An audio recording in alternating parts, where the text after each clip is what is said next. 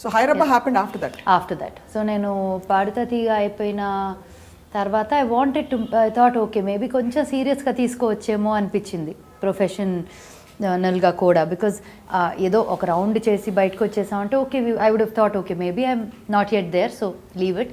But అప్పుడు అనిపించింది. So I slowly then went and met a few people, నా demo tape ఇవ్వటం కానీ అంతా. సో నా ఫస్ట్ పాట actually, so Sri music director Sri was the first music director that I ever met through somebody known అనమాట. And through family friends, dad's friends ద్వారా అట్లా తెలిసిన వాళ్ళ ద్వారా. ఇన్ఫ్యాక్ట్ చెప్పాలంటే నా కెరియర్ బిగినింగ్ ఫేజ్లో వెంకట్ అంకుల్, నాగార్జున గారి brother Venkat uncle is a family friend of ours అనమాట. సో అంకుల్ ఇనిషియల్గా ఏమో బిఫోర్ పాడుతీ డ్యూరింగ్ పాడుతీగా and all he was like ఇట్లా చాలా మంది దిల్ want to come in. So he wasn't very encouraging of any like come give your type of a thing. But then he figured that there's so much like these people are actually working towards doing something and it doesn't look like somebody coming and giving a tape and saying take me. ఆ feeling వచ్చినప్పుడు that's when he said now I'll introduce you to some. So అది కూడా I had to work towards it. It wasn't like నేను uncle నన్ను పరిచయం చేయడం కానీ అవలా. So it was like I had to prove myself to a certain point when he said okay now come, I'm going to introduce you to somebody. So అట్లాగా శ్రీ నీకు all out అయింది. And then Sri became a family more than anything. Aruna, Shri, son, everyone, it became like a family after that. But అలా first album చేసాం. So I song a Kannada song for him. First నా playback song Kannada. అదే పాటని తెలుగులో కోయిలమ్మ ఆల్బమ్కి వాడాం. ఎలా వస్తుంది కన్నడ పాట? బెళ్ళి చుక్కి బెళ్ళి చుక్కి మించుతావే కన్ను కుక్కి మింజాನೆ ಯಾಕಲೆ ಸಂಜೆಯಾಗಲಿ ನ ಹಾಡದಿದ್ದರೆ ಏನೆಲ್ಲ ಊರಲಿ అని వస్తుంది. సో దట్ వాజ్ మాకిప్పుడు కోయిలమ్మ కూని రాగం పైరగాలి పాట వేగం చిన్నారి గూవలే నలేత నవ్వులు ఇవాగు వంకలే నవంపు సొంపులు was the Telugu version. So for example స్మితకి సాగర సంగమమే ఇస్తే పాడుతుందా పాడదా? పాడుతుందా అంటే కొంచెం ప్రాక్టీస్ చేసి పాడతాను. Okay, it my definitely sound different because నా voice culture is different. Correct. From a typical classical singer's voice culture.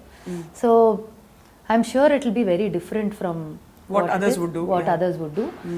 It won't sound like a typical classical singer, but it will sound very unique. Very very different. నా voice culture I find it much closer to Bombay Jayashri గారి voice culture.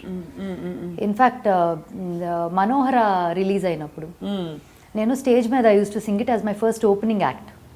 Everybody thought it was my song. Oh, right. I think even you asked me once. Yeah. Long ago, if you remember. Yeah. Sudden ga gurtostandi. 2005-6 లో అప్పుడు. Correct. When that movie came out. పాడండి.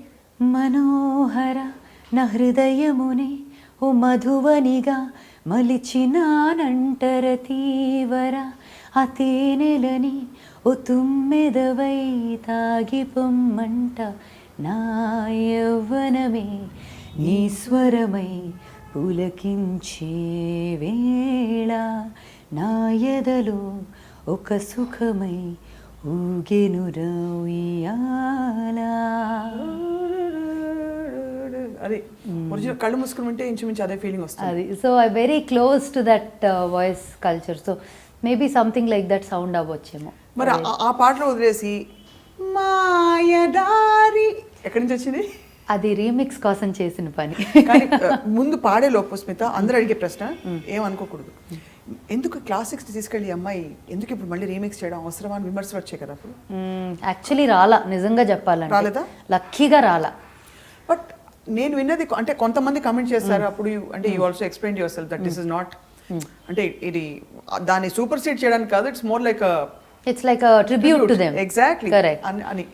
So the one thing that we definitely did was పాత పాట culture texture పాడు చేయకుండా ఉట్టి దాని చుట్టూతా ఉన్న మ్యూజిక్ మాత్రం స్టైల్ చేంజ్ చేసి we brought that song out. In fact చెప్తే మీరు వింటే మసక మసక చీకట్లో సాంగ్ ఉంది, ఆ పాటను తీసుకొని టెంపో డిఫరెంట్గా ఉండింది, దాంట్లో డ్రమ్స్ డిఫరెంట్గా ఉన్నాయి. ఇన్ఫ్యాక్ట్ మనం చేసిన Musk Musk the రీమిక్స్డ్ version is much more jazz, much more slower, much more, it has a lot more slow pace than the original. If you look at it, so we added a lot of you've been longing for the touch of the one you really loved, who shalala señorita అని వస్తుంది మధ్యలో మస్క మస్కలో. ఎలా వస్తుంది మస్క మస్క దాన్ని? Yeah yeah yeah yeah yeah yeah yeah you've been longing for the touch ani it blends into a very melodious, you know, that has a little contemporary style to the song. Whereas the original, if you listen, taka taka taka taka taka taka taka taka tada tada tada tada tada అని వస్తుంది. If you remember, yes, very drums and very cabaret feel ఉంటుంది. అవునవును. So we just changed the music arrangements, but కొంచెం voice కానీ culture కానీ అన్నీ we kind of kept it very close to the original. So దాంట్లోనే కదా భలే భలే మొగాడు ఆల్సో. భలే భలే భలే మగాడి ఓయ్, I think it was the second one, second album లో కదా, సెకండ్ దాంట్లో ఉంది. సో మొత్తం 3 రీమిక్స్ ఆల్బమ్స్ చేసాం. ఒక దాంట్లో మస్క మస్క, మాయదార్ సిన్నోడు, మామ మామ, ముక్కు మీద కోపం, అది. సెకండ్ దాంట్లో ఓహో బస్తీ దొరసాని, ఓహో బస్తీ దొరసాని బాగా ముస్తాబైంది, అంద చందాల వన్నెలాడి ఎంత బాగుంది, ఆ మధ్యలో ర్యాప్ వస్తుంది. If you remember. Yeah, it was a fun song, man. Yeah. Really, really.